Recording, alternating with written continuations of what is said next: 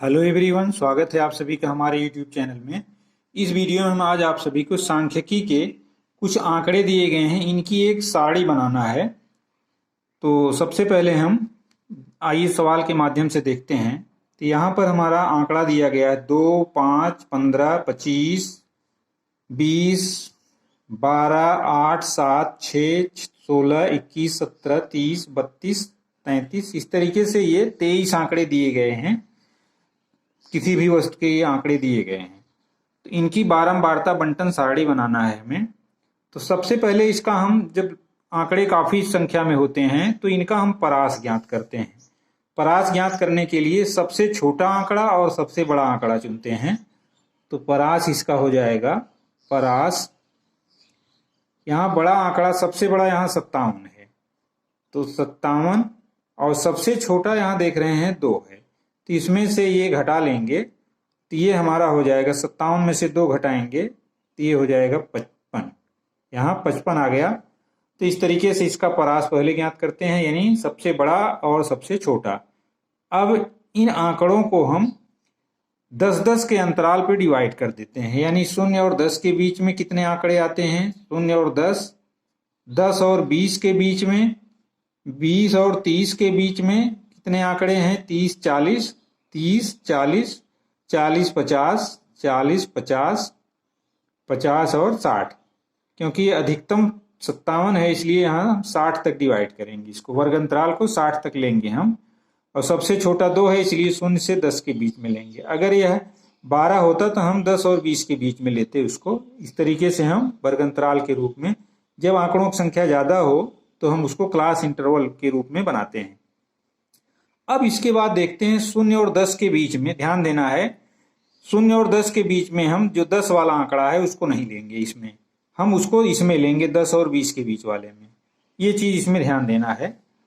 अब इसके बाद हम आगे बढ़ते हैं। 0 और 10 के बीच में जो आते हैं उनको काट देते हैं। यहाँ पर हमारा 1, 2, 2 है, 3, 4, 5, 5 के बाद हमारा है 6, 7, यानी 7 आंकड़े हैं जो कि 0 और 10 के बीच में हैं। तो टैली चिन्ह के रूप में 7 लिखने के लिए 1, 2, 3, 4, ये हमारा इस तरीके से कर देंगे 5 हो गया। अब 2 और का 1 खींच देंगे, 5, 2, 7 हो गया। अब यहाँ बारंबारता में 7 लिख देंगे। इसके बाद 10 और 20 के बीच में देखते हैं तो यहाँ हमारा 1, 2, 3, 3 हो गया। अब इसके बाद ये हमारा 4 हो गया और 5 हो गया। और यहाँ पर और फिर से देख लेते हैं, हमारा यहाँ पर 10 और 20 के बीच में हमको देखना है। इस तरीके से हम सेलेक्ट करते हैं।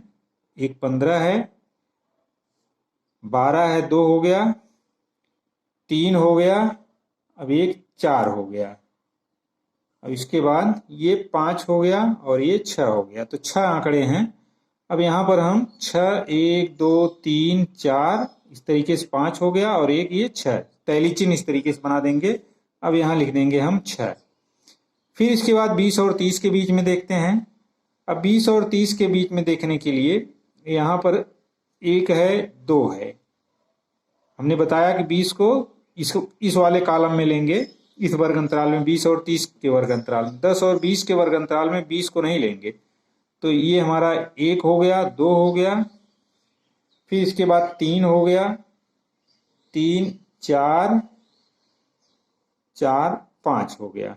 तो यानी 20 और 30 के बीच में 1, 2, 3, 4, 5 हो गया। अब यहाँ 5 लिख देंगे।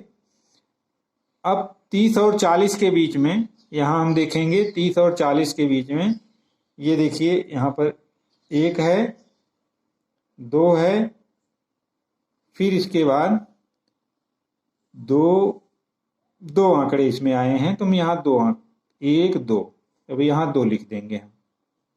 फिर 40 और 50 के बीच में देखेंगे। अब यहाँ 40 और 50 के बीच में देखेंगे तो एक आंकड़ा है हमारा, तो यहाँ 1 पाई खींच देंगे और यहाँ 1 लिख देंगे। और 50 और 60 के बीच में हम देख रहे हैं, एक 51 है और एक 57 है। तो यहाँ 2 यानी 2 पाई खींच देंगे और यहाँ पर हम 2 लिख देंगे। इस तरीके से हम एक टेबल बना लेते हैं। इसको हम बारंबारता बंटन सारणी कहते हैं।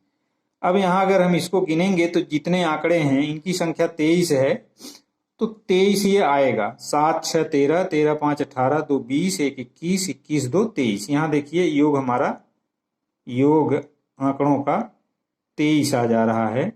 तो 23 ये आंकड़े हैं। अगर ये इनकी संख्या के बराबर यहाँ आ जाता है तो हमारा सवाल सही है।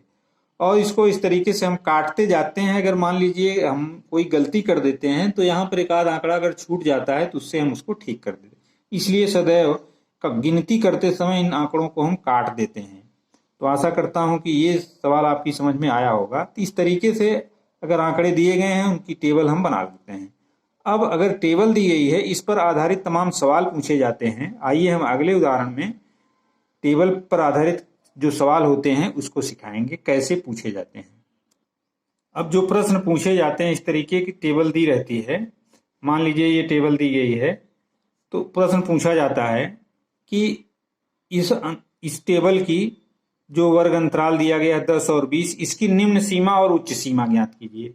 तो यहाँ पर जो छोटी संख्या होती है उस वर्ग अंतराल की निम्न सीमा कहलाती है, और बड़ी संख्या जो होती है इसकी उच्च सीमा कहलाती है। तो वर्ग अंतराल 10 20 की निम्न सीमा 10 है और उच्च सीमा 20 है। आशा करता हूं कि ये आप कर लेंगे।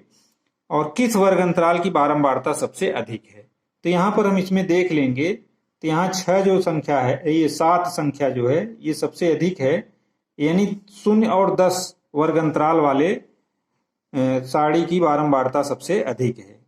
0 और 10 वर्ग अंतराल की बारंबारता सबसे अधिक है। यहाँ 0 और 10 लिख देंगे, इसका आंसर हमारा हो जाएगा। फिर अगला है 2 बारंबारता वाले वर्ग की उच्च सीमा क्या है। यहाँ दो बारंबारता वाला वर्ग 50 और 60 है, तो इसकी उच्च सीमा 60 है। तो यहाँ इसका आंसर 60 हो जाएगा। और जो आंकड़े दिए रहते हैं उनका परास पूछता है। परास हमने बताया पहले सवाल में कि किस तरीके से परास निकाला जाता है, या इसको परिसर भी कहते हैं। तो इस तरीके से अगर मान लीजिए आंकड़े दिए गए हैं, उनसे बारंबारता सारणी बनाना है, और बारंबारता सारणी बनी हुई है और उस पर आधारित प्रश्न पूछा है, तो उसको हम आसानी से सॉल्व कर सकते हैं। तो आशा करता हूं कि ये सवाल आप समझ गए होंगे। तो अगर वीडियो अच्छा लगे तो इसको लाइक और शेयर करें, और चैनल पर नए हो तो प्लीज़ चैनल को सब्सक्राइब करें। मिलते हैं अगले वीडियो में कुछ इसी तरह के सवालों के साथ। तब तक के लिए धन्यवाद।